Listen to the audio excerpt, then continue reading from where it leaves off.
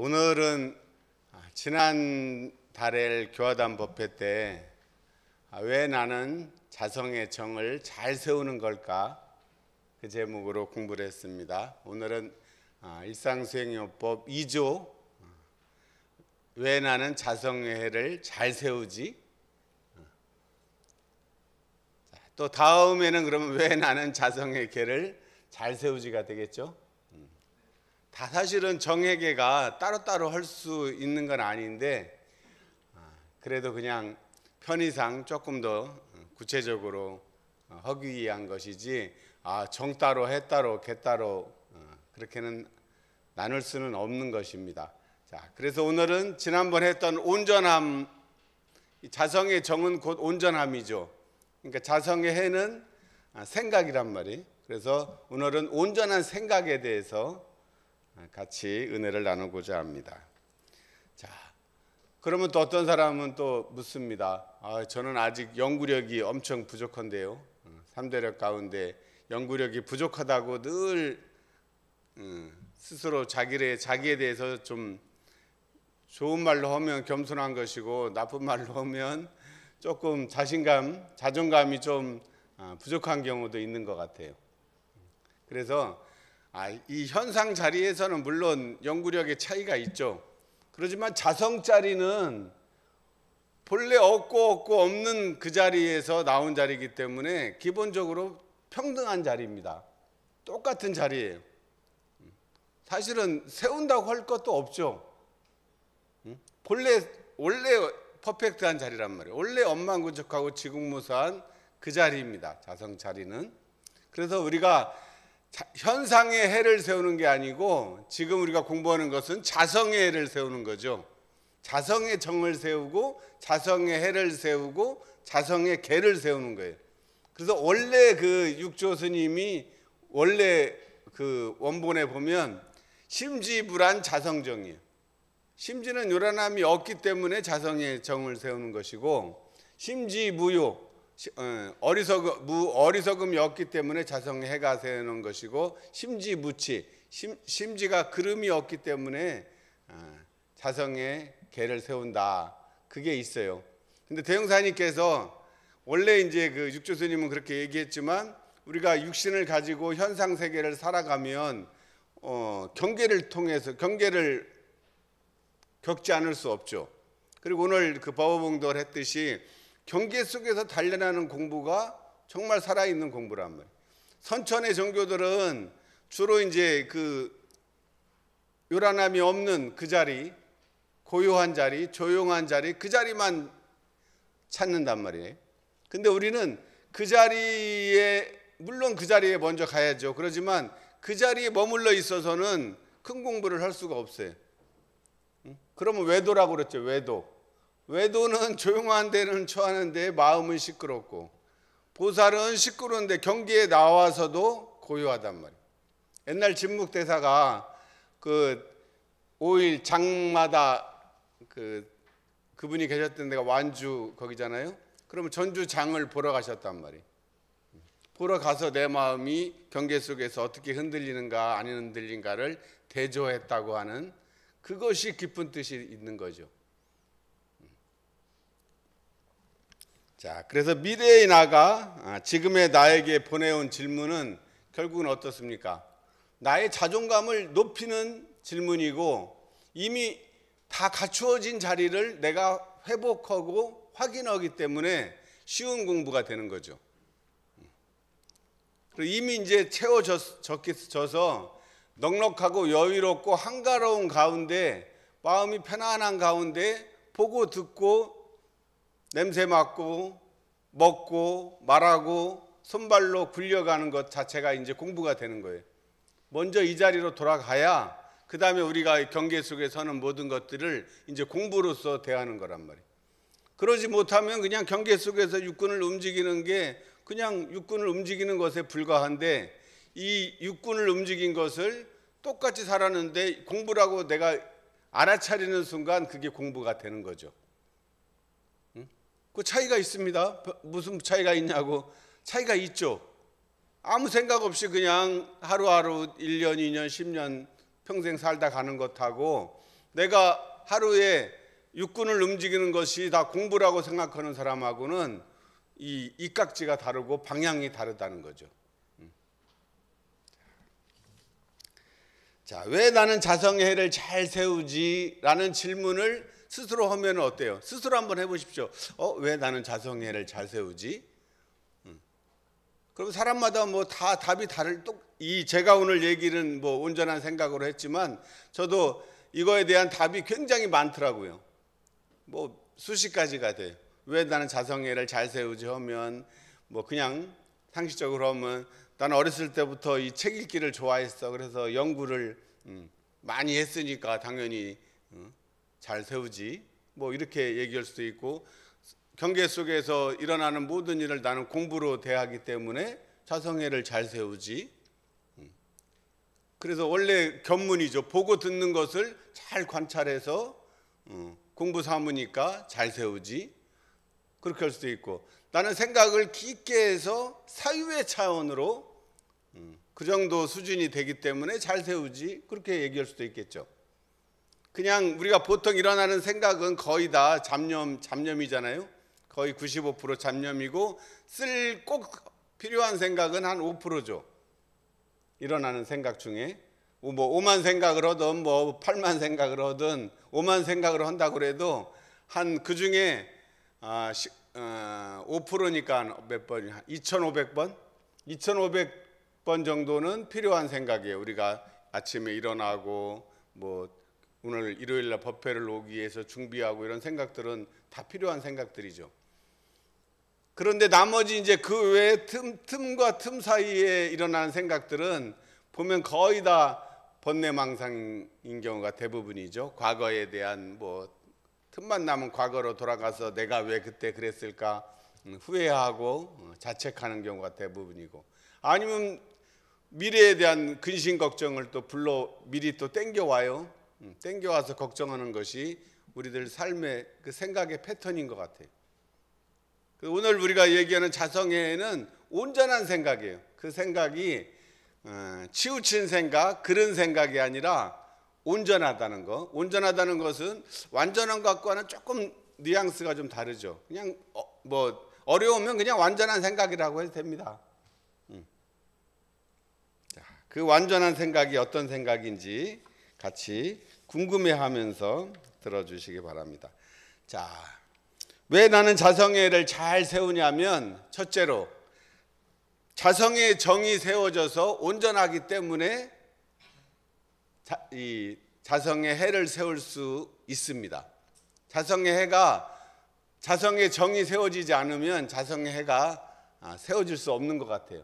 내 마음이 요란하고 막 들끓고 진심이 막 일어나서 감정이 폭발하고 있는데 자성의 해가 세워질 수 없겠죠. 그러니까 먼저 사실은 이 고요해져야 됩니다. 고요해져야지 비로소 이제 해가 생기는 거지, 마음이 그러지 않은 상태에서는 지혜가 나오지 않습니다. 자, 그래서 자성의 정이 세워져 온전하기 때문인데, 제가 2번에 걸쳐서 같이 공부를 했죠. 자성의 정을 세우는 뭐 여러 가지 방법이 있지만, 자, 몸으로 할 수 있는 방법은 뭐였어요? 자, 몸에서 힘을 빼고 괜찮아 하는 거. 그 요가를 통해서 그렇게 해봤던 예를 들었습니다. 일단 힘을 빼야 돼요. 우리가 긴장하고 또 스트레스 받고 그러면 몸에 힘이 안 빠져요. 운전 처음 할 때 어때요? 힘 빼고 운전해요. 막 꽉 힘주고 막 큰일 날 것처럼 그냥 엄청 힘줘가지고 나중에 내리고 나면 막 어깨, 이 팔이 다 아프죠. 근데 점점 운전을 잘한다는 건 뭐예요? 점점 힘이 빠지는 거죠. 그래갖고 꼭 이제 두 손으로 하다가 꼭 이제 조금 좀 능숙해지면 꼭 폼단다고 한 손으로 또 이렇게 하는 사람 많습니다. 바로 그거죠. 힘을 빼고 괜찮다고 자기한테도 얘기할 수 있고 다른 사람에게도 그렇게 얘기할 수 있는 사람이 돼야죠. 자, 그 다음에 또 두 번째에서는 뭐 얘기했습니까? 자, 입꼬리 올리는 거. 자, 입꼬리 올리기 위해서 자, 어금니를 살짝 물어서 입꼬리를 올리고, 자, 눈웃음을 살짝 이렇게 지을 수 있도록. 자, 이렇게 사람을 볼 때도 살짝 입꼬리 올리고 이렇게 눈 애교살에 살짝 힘주고 보면 저절로 흐뭇하게 바라보게 되죠. 한번 해보십시오. 흐뭇하신가요? 네, 흐뭇한 눈으로 바라보고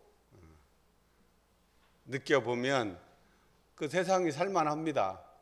근데 내가 스트레스 받고 엉망생활을 할 때는 입꼬리가 절대 올라가지도 않고 절대 이 눈웃음이 안 쳐져요. 눈에 막 이 살기가 생기고 요새 같으면 레이저 발생한다고 그러지 않습니까?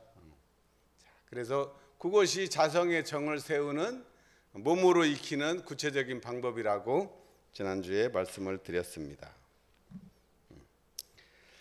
자, 요 온전함에 이제 이 입꼬리가 올라가고 눈웃음을 짓게 되면, 자, 몸에 또 어떤 현상이 생기냐면, 저는 그 가슴에 이 자성의 정이 세워지게 되면 요 가슴에 이런 쌍을 모시는 것 같아요. 감정이 가슴에서 일어나잖아요. 근데 가슴이 편안해지면 그 순간 이 원쌍이 내 가슴에 딱 모셔져 있는 거예요. 그러니까 우리 이 범납도 요 가슴에 있잖아요. 한번 자기 가슴을 이렇게 만져보십시오. 자, 거기에 이런 쌍을 모시십시오. 모셔보세요. 이런 쌍이 이 법당에만 이렇게 여기만 있는 게 아니라 내 안에 이런 쌍이 모셔져 있죠. 그 자리예요. 그게 이런 쌍 한 둥근 부처님이고, 그 자리가 하나님 자리고, 아이고 하나님 올 때 그 자리고, 그 자리를 뭐 어려운 말로 하면 법신불이라고 하고, 또 그것을 자기의 성품 자리라고도 하고, 그러니까 자기의 성품이니까 자성자리라고 얘기하는 거죠. 내 성품, 한 물건이고, 뭐 이름을 한 30가지 된다고 그랬죠. 무령단자라. 형태는 없지만 이 나와 이 우주 만물을 주재하는 거니까 무령단자고, 한 물건이고, 일심이고, 뭐 이름은 뭐 많이 있습니다. 결국은 부처님 자리예요. 자, 그래서 제가 부처님 친견이란 말을 쓰는 이유가, 자, 내 안에 있는 부처님을 법회 오면 친히 자기가 스스로 보자 이 얘기죠. 법당에 모셔진 이런 쌍도 보고, 내 안에 모셔진, 내 가슴에 모셔진 이런 쌍을 일단 딱 가슴에 딱 모시자는 겁니다. 그것이 가장 편한 경우인 것 같아요. 자, 그래서 제가 요즘 어떤 분이 저한테 책을 하나 선물을 해줬어요. 그 책을 보니까 그 우리가 알고 있는 마르쿠스 아우렐리우스라고 그 황제가 쓴 글 중에, 나는 원하기만 하면 언제든지 내 자신 속으로 은신할 수 있다. 거기에 갈 수 있다 이 얘기죠. 인간에게 내 영혼보다 더 조용하고 한적한 은신처는 없다라고 얘기했습니다. 그 영혼이라고 얘기한 그 자리죠. 뭐라고 부르든 우리가 일단 이 현실 세계의 모든 경계와 스트레스와 이 삶에 대해서 일단은 텅 빈 자리로 돌아가야 됩니다. 진공 자리로 돌아가야죠. 없고 없는 그 자리에 돌아가는 것이 기본입니다. 그것이 모든 것의 첫 번째로 우리가 해야 될 일인 것 같아요. 자, 그래서 이 원상은 뭐라고 그랬어요? 이 원상은 원만구족하고 지공무사한 것이라고 그랬죠. 눈을 사용할 때, 귀를 사용할 때, 코를 사용할 때, 입을 사용할 때, 몸을 사용할 때, 마음을 사용할 때 쓰는 건데, 항상 원만구족하고 지공무사하다고 같이 꼭 반복을 하죠. 굳이 그냥 한 번만 해도 될 텐데, 할 때마다 계속 원만구족한 것이며 지공무사한 것이다, 원만구족한 것이며 지공무사한 것이라는 걸 반복하는 이유는 다 모든 경계 숨 한 번 쉬고 말 한 번 하고 몸 한 번 움직일 때마다 이 원상이 항상 작용하고 있다는 것을 보여주기 위해서 그렇게 쓰신 겁니다. 그래서 원만구적 지공무사 뭐 설명하자면 뭐 한자 단어 복잡할 거 없이 그냥 요즘 쉬운 말로 하면 퍼펙트 하는 건 퍼펙트. 그죠? 제일 쉽죠, 퍼펙트. 영어로 하는 게 요즘은 더 쉽다고 그래요. 그냥 완벽해. 완벽한 자리예요. 퍼펙트한 자리입니다. 그래서 우리가 살면서 어떤 어려움, 어떤 경계, 순경, 역경, 난경, 뭐 해결하지 못하는 일, 몸의 아픔, 마음의 아픔, 일체의 모든 것들을 다 이 원상에 딱 믿고 의지하십시오. 우리가 믿고 의지해야 될 것은 바로 이 원상이에요. 이 원상은 그 자체고, 이 원상은 구체적인 경계 순간순간마다 나타나는 이 일원상을 이원상이라고 대흥사님께서 구체적으로 이원상은이라고 밝혀주시. 일원상 법업에 이원상의 진리를 각하면 이원상의 진리, 구체적인 이원상. 그 정전에 보면 이런 표현이 굉장히 많아요. 꼭 이렇게 콕 찍어서 그라고 얘기한 것이 그냥 쓰기 위해서 한 게 아니라 구체적인 경계에 대한 딱 지시를 하는 거죠. 지금 이 순간. 자, 그래서 원만구축하고 지공무사한 것에 대한 뚜렷한 물러서지 않는 그 믿음이 곧 신심입니다. 이것에 대해서 누가 뭐라고 얘기해도 흔들리지 않아. 관념적으로 우리가 보통 하늘에 계신 하나님, 부처님 이것도 좋지만 사실은 이원상이 저는 제일 살아있는 법인 것 같아요. 그것은 나하고 너무 멀리 있는 것이고, 내 안에 지금 이 순간에 내 가슴에 모셔진 이것이 나한테는 정말 살아계신 부처님이죠. 살아계신 부처님을 친견하는 거예요. 이 원상을 자기가 보는 눈이 떠져야죠. 그것을 해안이라고 그런다면 지혜의 눈이에요. 육안으로는 절대 보이지 않죠. 고기 눈으로는 안 보이고 지혜의 눈으로 보일 때 해안이라고 그런다. 우리 해타우님 해안이죠. 해안. 그 뜻이에요. 해안이. 법안은 법의 눈이죠. 우리 교당에는 해안님도 있고 법안님도 있으니까 다 그 뜻입니다. 그리고 그 모든 걸 다 갖춘 눈은 부처님의 눈은 불안이다 이 말이에요. 그 눈도 여러 가지가 있단 말이지. 육안도 있고 해안도 있고 법안도 있고 불안도 있단 말이에요. 부처님의 눈. 자, 두 번째. 자, 그러면 그 온전함의 바탕에서 이제 온전한 생각을 하기 때문에 나는 자성의 해를 잘 세웁니다. 자, 경계를 당해서 요란해지고 어리석어지면 그런 경우 많이 겪었죠. 그때 상황을 한번 느껴보십시오. 마음이 요란해가지고 막 감정이 폭발할 때, 또는 어떤 것에 판단이 안 서, 모르거나 더 리얼하게 우리 시험 학교 다닐 때 시험 보는데 전혀 모르는, 공부도 안 한 것이 시험 문제가 딱 나오면은 깜깜하죠. 머리가 하얘지기도 하고 깜깜해지기도 해. 하얘지거나 깜깜해지거나. 하얘지면서 깜깜하죠. 아무 생각이 안 나니까 깜깜하죠. 그러니까 우리가 사실은 그런 경계를 살면서 수없이 겪죠. 드라마틱하죠. 전부 다 파란만장하죠. 자기의 그 삶을 누구든지 다 파란만장하다고 생각해요. 보면 자기가 볼 때 자기보다 좋은 옆집 자기 친구는 아이고 우리 집보다 훨씬 얘네는 더 잘 살고 조건이 좋으니까 얘는 아무 걱정 없을 것 같아. 당장 내가 가지지 못했던 그 아쉬움을 내가 보면 걔는 가지고 있으면 걔는 아무 걱정도 없을 것 같죠. 아주 평탄하게 살 것 같은데 걔한테 물어보면 아이고 오히려 걔는 나를 부러워해요. 그러니까 내가 없는 것을 거기는 가지고 있지만 또 그 집은 그 집의 가풍에 따라서 너무 엄격하면 차라리 좀 없어도 편안하게 대하는 나를 더 부러워하고 있단 말이에요. 그러니까 뭐든지 자기가 가지고 있는 것은 별로 당연한 것이고 없는 것만 생각하잖아요.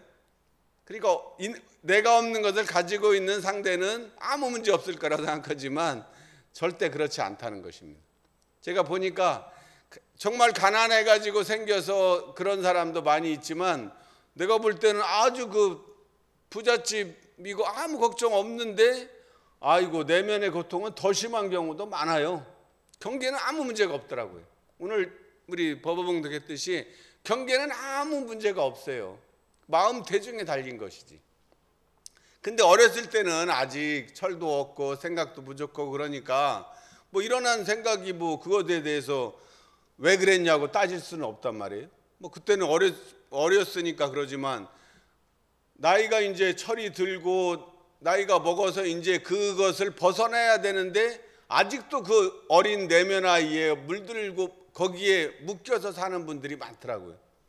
그럼 어떻게 되겠어요? 말 그대로 그냥 고통을 자기가 스스로 가만히 있어도 사실은 어려운데 자기가 그냥 없는 것을 하나의 소설을 써가지고 현실을 지금 그 눈으로 보고 있는 거죠. 눈이 깜깜해지니까 내 앞을 가려요. 자, 거울이 맑은 거울을 보면 어때요? 깨끗한 거울 보면 내 모습이 어때요? 그대로 보이죠. 근데 거울에 때가 막 잔뜩 끼면 내 모습이 안 보여요. 잘 안 보여요. 희미하거나 아예 뭐 때가 심한 데는 아예 안 보이겠죠. 우리 자성이 퍼펙트하다고 그랬는데 내가 실제로 보면 깜깜한 이유는 뭐예요? 내 자성에 거울에 때가 끼듯이 이 때가 끼어 있단 말이에요. 하늘에 태양이 떠 있는데 먹구름이 잔뜩 껴가지고 태양이 안 보이는 것과 같은 이치입니다. 자, 우리는 어떤 때 어리석어집니까? 자기를 보십시오. 내가 어리석어질 때 어떤 때 어리석어지던가요? 뭐 요란할 때는 당연히 쉬운데 어리석어질 때는 아는 것도 같고 모르는 것도 같은데 어떤 때 어리석어집니까? 첫 번째로 보면 이해관계에 걸릴 때 어리석어지지 않나요? 그냥 뭐 그러지 않을 때는 그냥 쿨하게 이렇게 하는데 거기에 이해관계가 걸려. 이 끝이 걸리면 이제 내 이익을 생각하면 전체가 안 보이니까 이 생각이 원래 우리 자성이 퍼펙트 이 전체 의식인데 갑자기 나무 하나에 꽂혀버리면 다른 게 안 보여요. 그러면 이게 어리석어지죠. 밝게 분석하고 빠르게 판단하여 걸림없이 아는 게 그 영구력이고 자성의 해인데 그것이 안 된단 말이에요. 이해관계에 걸리면. 또 어떤 경우에 어리석어집니까? 저는 보니까 고정관념이나 선입견에 사로잡힐 때 어리석어지는 것 같아요. 사람을 있는 그대로 있는 그대로 봐. 있는 그대로 왜 못 봐? 얘는데 이 사람을 딱 볼 때 고정관념이 있어. 아이 저 사람은 뭐 절에서 X 마음 가운데 X표를 내. 이 사람은 또 이래서 X표. 하나하나 따져보면 다 X표네. 다 내 마음에 드는 사람 한 명도 없어. 그렇게 얘기하는 사람 많아요. 어떻게 자기 마음에 다 들겠어요? 다 들 수가 없잖아요. 근데 이유를 따지면은 X표 아닌 사람 있나요? 그래 고정관념이 있어요. 아니면 선입견을 한번 딱 가지면 그 사람이 다음에 아무리 잘해도 어쩌다 잘했겠지. 그렇게 있는 그대로 안 봐줍니다. 그렇게 못 봐줘. 딱 낙인을 찍는 거죠. 우리 뭐 옛날에 그 죄수들은 여기다가 이렇게 이거 낙인을 찍었다고 그래서 낙인이라고 그래요. 여기다가. 그렇듯이 우리가 보이지 않는 낙인을 다 찍어 꼬리표를 다 달아놔 여기다가. 그래서 꼬리표 달아놓고 그 사람이 에이 맞아 꼭 그러니까 꼭 그 행동을 하는 거야 하면서 계속 보이지 않게 손가락질을 합니다. 손가락질을 하면은 안 보인다 안 보이죠. 안 보이니까 모르겠지 하는데 당하는 사람은 알아요 몰라요? 누가 나한테 상대방이 계속 이 속에서 손가락질하고 꼬리표를 막 하고 그러면 그 기운으로 알아요 몰라요? 알죠? 모르면 강아지도 아는데 자기가 모르면 강아지 수준이 안 된다는 얘기밖에 안 되는데 절대 그러지 않습니다. 절대 모르지 않습니다. 다 귀신이에요. 그거는 누구든지 알아요. 애기들도 알고 강아지도 알고 고양이도 알고 그것까지밖에 몰라요. 다른 동물들은 별로 뭐 확인을 안 해봐서 모르지만 어쨌든 전부 다 알게 된단 말이에요. 또 어리석어지는 경우는 뭐 일을 할 때 막 서둘러서 하면 갑자기 이제 예상하지 못한 일들이 막 터지면 이 어떤 것부터 해야 될지 막 이 깜깜해지죠. 그래서 대형사님께서 상시응용 주의사항 2조가 뭡니까? 응용하기 전에 응용의 형세를 보아서 미리 연마하기를 주의하는 공부를 강조하신 이유가 거기에 있습니다. 미리미리 하지 않으면 상황 전도함을 면하지 못합니다. 미리미리 하는 공부. 자, 서두르지 않아야 되고, 또 편착심이 있을 때, 착심이 있을 때 또 어리석어집니다. 착심, 한쪽으로 기울어진 걸 그래서 편착이라고 그래요. 기울어진다. 이 착심이 기울어진 마음이 편착심이에요. 자, 편착심의 대표가 세 가지인데, 애착. 너무 사랑해도 자식에 대한 사랑이 애착이 있단 말이에요. 그 착이 됩니다. 또 욕심, 물질 뭐 이런 건 탐착이죠. 애착, 탐착. 그 다음에 또 뭐야? 미워하는 마음, 원착. 그래서 우리 전도 재울 때 늘 착 없이 길을 떠나라고 하잖아요. 그 착이 애착, 탐착, 원착입니다. 이렇게 되면 어리석어져요. 자, 그러면 온전한 생각이란 뭡니까? 가슴에 모셔진 이제 이론상 이 온전함을 이제 어디에 해야 돼요? 생각은 어디서 해요? 이 머리에서 하죠? 뇌에서 하잖아요. 그러니까 이 이론상을 이제 가슴에 모셨던 이론상을 여기에도 모시고 또 하나 머리에 이자는 건, 그 제가 표현을 머리에 인다고 표현한다. 머리에 이고 가슴에 모시고, 가슴에 모신 이론상을 이제 확대를 해서, 자, 중단전에 있던 이론상을 요 상단전 인당 이 뇌에 생각을 하는 요 머리에 이론상 이원상을 이는 거죠. 옛날 우리 뭐 이고 잘 다녔죠. 다 지금 우리 어른님들은 머리에 이고 다니셨죠? 우리 어머니도 그 어렸을 때 맨날 뭐 물건 이고, 또 제가 기억에는 머리에 이고서는 안 잡고도 걸어가잖아요. 그거 보셨죠? 다 주타님은 하실 줄 알 것 같은데. 그 머리에 이거 손 이렇게 안 잡고도 걸어가는데 어렸을 때 그게 엄청 신기했어요. 그래서 저도 그거 해보려고 많이 그 연습도 많이 하고 그랬는데, 머리에 이는 거예요. 물건만 이는 게 아니라 진짜 이어야 될 것은 이 이론상을 머리에 이고 다니다가 경계에 당하면 이 원상이 되는 거죠. 자, 이 원상을 가슴에 모시고 머리에 이게 되면 온전한 생각이 되는 것이죠.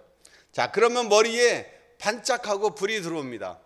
그게 이론상의 진리에서는 뭐라고 그랬어요? 그 없는 자리에서 공저경지의 광명을 따라, 어려운 말로는 그래요. 텅 빈 가운데서 이 빛이 딱 들어온단 말이에요. 반짝 불이 켜집니다. 그래서 천만 경계와 어리석은 생각이 일어나도 이 원상을 모시는 순간 눈이 딱 떠지죠. 해안이 열립니다. 그래서 이것이 바로 이론상 신앙이에요. 우리가 이 일상 수행요법, 그러니까 수행만 해당되는 게 아니라 이 모시는 신앙이 기본 바탕이 되는 거죠. 그게 신앙과 수행이 같이 들어 있어요. 뗄래야 뗄 수가 없죠. 신앙 따로 수행 따로가 될 수가 없습니다. 자, 그러면 밝게 분석하고 빠르게 판단하여 걸림없이 아는 지혜의 힘이 생깁니다. 그래서 이 원상은 어리석은 생각을 다 녹이고 다 녹이는, 자, 포항제철소의 큰 용광로와 같다고 비유를 하셨습니다. 용광로에 들어가면 어떠한 그 잡철 뭐 쇳덩어리도 다 녹아버리죠. 자, 이원상을 가슴에 모시고 머리에 이는 순간 모든 생각과 감정과 고통과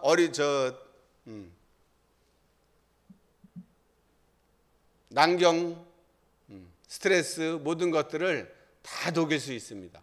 다 의지하고 우리가 나아갈 수 있는 힘을 얻을 수가 있습니다.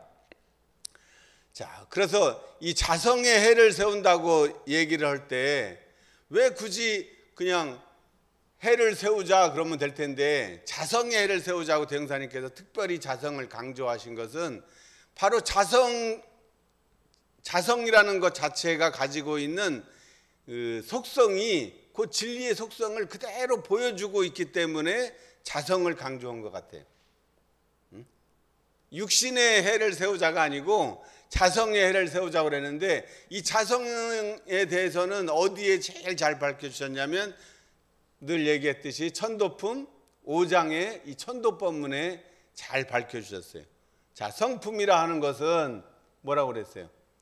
한 이름도 없고 그랬죠. 그러니까 더 정확하게 얘기하면 한 이름이라는 생각도 없고 또 한 형상도 없고 한 형상이라는 생각도 없고 가고 오는 것도 없고 가고 온다는 생각도 없고 죽고 나는 것도 없고 죽고 난다는 생각도 없고 부처와 중생도 없고도 부처와 중생이라는 생각도 없고 허무와 정멸도 없고도 정확하게 얘기하면 허무와 정멸이라는 생각도 없고 유도 아니요 무도 아닌 그것이나 유도 아니고 무도 아니라는 생각도 없는 그 자리에 그러니까 일체 모든 것이 텅 비어서 그거를 동공이라고 그래요. 모든 것이 다 몰록 비어있단 말이에요. 그러니까 일체의 모든 생각들을 일단 텅 비우십시오. 자, 텅 비우는 게 나는 잘 안 돼 그러면 어떻게 비우냐 하면 잘 모르잖아요. 잘 주무십시오. 억지로 자기 스스로 하면 안 되니까 우리가 그것을 체험할 수 있는 좋은 방법이 잠자는 거예요. 잠자면은 생각이 딱 일단 끊어지잖아요. 그래서 이 잠도 없이 꿈도 없이 깊이 잠들어 있을 때 그때 바로 우리가 공적 영지 자리에 합일되는 거거든요. 그러니까 잘 주무십시오. 잘 자면 그냥 자동적으로 그 자성 자리에 합일이 되는 거예요. 그러니까 잠을 이제 수행으로 생각하고 와 오늘도 잠잘 때마다 오늘도 자성 자리에 합일하는 또 체험을 하겠네. 이렇게 기쁜 마음으로 주무십시오. 그 마음을 갖는 순간 이 교감신경과 부교감신경 중에 부교감신경이 딱 작동을 하기 시작하면서 몸에서 이 잠자는 멜라토닌이 관세음보살이 이렇게 감로수 주듯이 부어줍니다. 저도 이 불면증에 조금 시달려봐서 연구를 많이 했거든요. 그랬더니 요즘 너무너무 잘 자는 것 같아요. 잘 주무세요.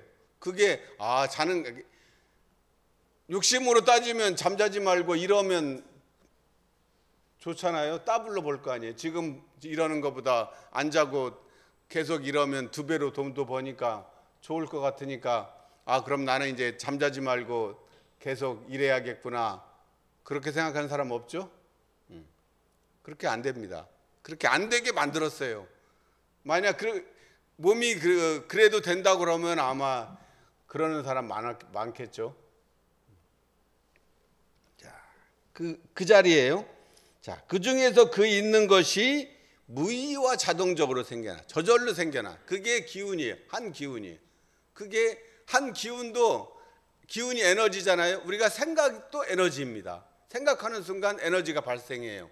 그러니까 좋은 생각을 하면 좋은 에너지가 나오는데 안 좋은 생각을 하면 안 좋은 에너지가 나오는 거죠. 그러니까 우리가 힘든 이유 중에 오만 생각 중에 95%는 쓰레기 생각이라 에너지가 안 좋은 에너지가 계속 나온다는 거죠. 좋은 에너지는 5%고 안 좋은 에너지가 95%이기 때문에 우리 삶이 팍팍해지는 거예요. 그럴 수밖에 없겠죠. 기운 자체가 95%는 안 좋은 에너지니까 당연히 좋은 에너지가 항상 질 수밖에 없는 게임이란 말이에요. 그래서 온전한 생각을 해야 된다는 것이죠. 자, 무의와 자동적으로 생겨나서 모든 경계는 성주계공으로, 원래 원문은 우주는 성주계공으로 변화하고 만물은 생로병사 이건데, 자, 나에 대해서 경계에다가 대입을 하면 이 경계는 성주계공으로 변화해요. 어떤 경계가 와도 태풍이 몰아쳐도 막 태풍 쏟아지고 그럴 때는 절대 태풍이 안 그칠 것 같잖아요. 비바람이 그치지 않을 것 같아. 몸 안에 통증이 생길 때는 절대 통증이 안 멈출 것 같아. 어제 제가 요새 고개하고 어깨가 아파가지고 어제 아침 자선원에 앉아 있는데 너무나 몸 아픈 거예요. 이 어깨 아픈 거는 굉장히 통증이 계속 되더라고요. 그래서 자선하고 앉아 있는데 정말 힘들고 아팠어요. 근데 그것도 아픈 것을 그냥 그대로 느껴주면 그게 변화합니다. 성주계공으로 변화해요. 계속 아프지 않아요. 그게 이제 머물렀다가 없어지다가 사라지는 요 성주계공의 이치가 있습니다. 모든 경계가 생기면 이것이 영원할 것 같다고 생각하면 절망을 하잖아요. 그러지 않습니다. 경계가 왔구나. 이것 또한 지나가리라. 이게 성주계공이죠. 이것 또한 지나가요. 지나갔죠? 살아오면서 수많은 경계 그 순간에 못 견딜 것 같은데 지나갑니다. 성주계공으로 변화하고, 또 생로병사와 심심작용을 따라 육도로 변화를 시킨다. 결국은 인간만이 심심작용을 통해서 나를 변화시킬 수 있어요. 그래서 인간이 만물의 영장이고 사람 되기 어려운 거죠. 불법 들을 때 변화시킬 수 있는 게 사람만이 할 수 있어요. 고양이한테 야, 너 이거 해고서는 좀 심신작용을 따라 너 진급 좀 해라 하면 고양이나 또 개가 들으면 뭐라고 그러겠어요? 개는 아마 개소리라고 하겠죠. 네. 사람만이 할 수 있어요. 근데 사람도 얘기해갖고 그러겠다고 하는 사람 몇 명 될까요? 정말 희귀하고 희유한 일이라고. 그리고 부처님도 희유하다고 그랬잖아요. 귀하고 드물고 드문 일이에요. 그것이 서원이고 발심입니다. 자, 그래서 이 변화하는 줄을 알게 되는, 그렇구나. 제가 이제 그제인가요? 이제 단회를 하는 단이 있어서 한 어른이 이제 그 말씀을 하셨어요. 평소에 이제 어떤 경계가 당해도 다 이렇게 넉넉하게 수용하고 그랬었는데, 요즘에는 그게 이제 보니까 이제 막 짜증이 난다는 거예요. 그래서 그때 이거 내가 공부를 헛했구나 하고 자책을 헛했다고 하시는데, 제가 이제 그 말씀을 듣고 당연하죠. 아닌 게 아니라 그전에는 아무렇지도 않았던 경계인데 이제 그 경계가 이제 못 이기는 자신을 자책하는 것은 당연한 거예요. 어렸을 때 몰랐을 때 자기 옆집 친구 부러워했던 것은 당연한 것이죠. 자, 근데 문제는 내가 공부를 헛했구나 하고 그냥 그걸로 말면 어때요? 자기 자존감이 뚝 떨어지겠죠. 말 그대로 공부 헛했어. 근데 내가 공부를 헛했다고 지금 생각하고 있구나 하는 것을 알아차리는 순간 어떻게 돼요?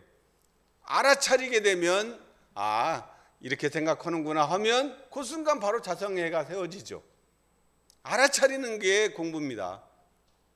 알아차림이에요. 뭐 어려운 게 없어요. 자성애는 알아차리는 거예요. 그러는구나. 그냥 이 육신의 이 순간만 머물러 있는 게 아니라 그러고 있다는 것을 알아차리고 있을 때, 그때 이제 공부가 진짜로 하나씩 경계 속에서 단련이 되는 것이죠. 그러니까 뭐 어떤 경계 속에서 생각 자체가 일어나는 생각을 내가 막을 수가 없어요. 그냥 일어나는 거죠. 일어나면 일어나는 줄 알아차리면 그만입니다. 땅에서 넘어지면 어떻게 해야 돼요? 땅에서 넘어져서 일어날 때 허공을 딛고 일어나요? 땅을 딛고 일어나요? 땅을 딛고 일어나죠. 땅 때문에 넘어졌는데 땅을 딛고 일어서야지 허공을 딛고 일어설 수가 없습니다. 경계에서 넘어지면 그 경계를 딛고 일어나라. 그 말이 뭐예요? 그러고 있구나 하는 것을 알아차려 주는 겁니다.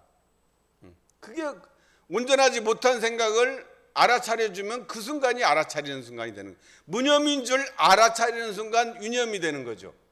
유무념도 그렇게 하십시오. 내가 무념이야. 이걸 챙겨야 되는데 놓쳤어. 놓친 줄 알면 유념이죠. 그러면 쉽고 재밌어집니다. 맨날 자책을 하는 게 아니라 또 알아차렸구나. 무념을 해도 공부요, 유념을 해도 공부란 말이죠. 자, 텅 빈 진공에서 없고 없는 그 텅 빈 자리에서 한기운이 묘하게 작용하죠. 그래서 진공묘유라고 합니다. 어려운 말로 진공묘유. 이 정도 한 단어 정도는 뭐 외울 수 있잖아요. 진공묘유. 그게 진공묘유의 조화가 우주 만유를 통하여 무시간겁에 은연자재하는 것이 이론상의 진리라고 말씀을 하셨습니다. 자, 이를 위해서 평소에 대단정 목사님께서 뭐라고 그랬냐면 외연 지식, 밖으로는 지식을 연구해. 그리고 안으로는 내연 진리, 안으로는 진리를 연구하라고 그랬어요. 연마하라고 그랬어요. 한자로는 그런데 자, 밖으로는 지식을 넓히고 안으로는 진리를 연마합니다. 자, 지식을 넓히는 방법은 뭐 여러 가지가 있겠죠. 그래서 독서를 한다든가 뭐 사색을 하고 이 동지 간의 의견 교환을 하는 게 다 지식을 넓히는 거예요. 자, 우리 공부는 아까 법어봉독 했듯이 그냥 뭐 이런 맨날 없고 없는 그 텅 빈 자리만 가자는 공부를 하자는 게 아니라 그 자리에 바탕에서 가슴에 모셨으면 이제 일체 경계에서 갖다 써보는 거예요. 그래서 뭐 만약 뭐 손재주 좋은 사람이 있으면 그거 보고 배워서 배우는 것이고, 또 뭐 붓글씨 잘 쓰는 사람 보면 그걸 통해서 배우고, 말 잘하는 사람은 말 잘하는 거를 내가 배우고, 그죠? 일 잘하는 사람은 일 잘하는 걸 통해서 배우는 거예요. 그게 지식을 넓히는 길이에요. 대흥사님도 말씀하셨잖아요. 동학에 사람이 오면 동학에 관한 지식을 배우고, 뭐 증산도 사람이 오면 증산도에 관한 지식을 배우고, 기독교가 오면 사람이 오면 기독교에 관한 지식을 배운다는 것이죠. 그건 내 자존감이 서 있기 때문에 충분히 가능합니다. 자, 그래서 경전 이 11과목에서는 뭐예요? 자, 연구력을 넓히는 방법이 11과목에서는 자, 수양은 연불좌선이고, 그 다음에 연구력을 넓히는 11과목은 연불좌선 다음에 뭡니까? 경전, 강연, 회화, 의두, 성리, 정기일기, 여기까지죠.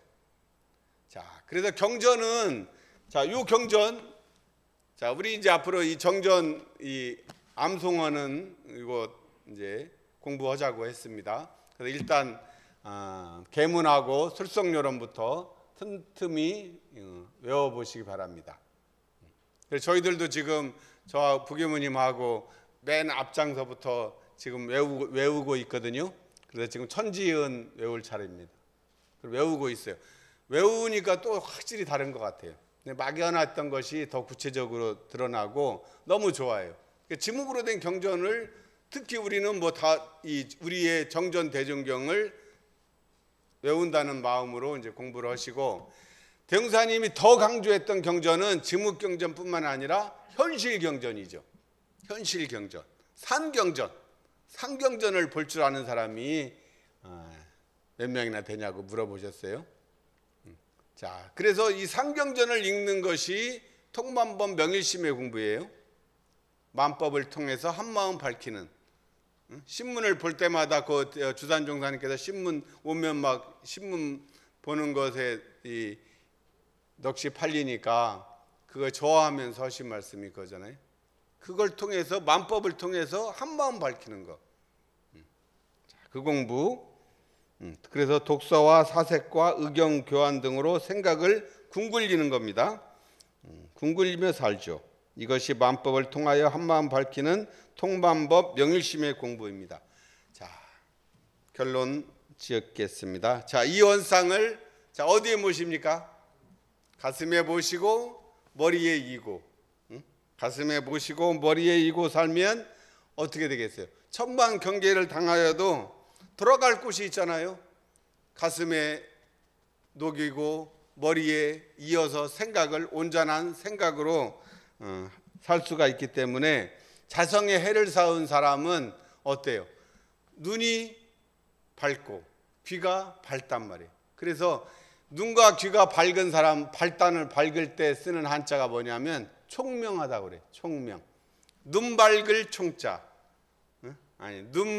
귀 밝을 총자, 눈 밝을 명자. 밝을 명자가 총명하다고 그러죠. 총명한 사람이 될 수 있는 길이 바로 이 자성의 해를 세우는 데 있음을 알고 정진하는 우리 교도님들 되시기를 축원드리겠습니다. 감사합니다.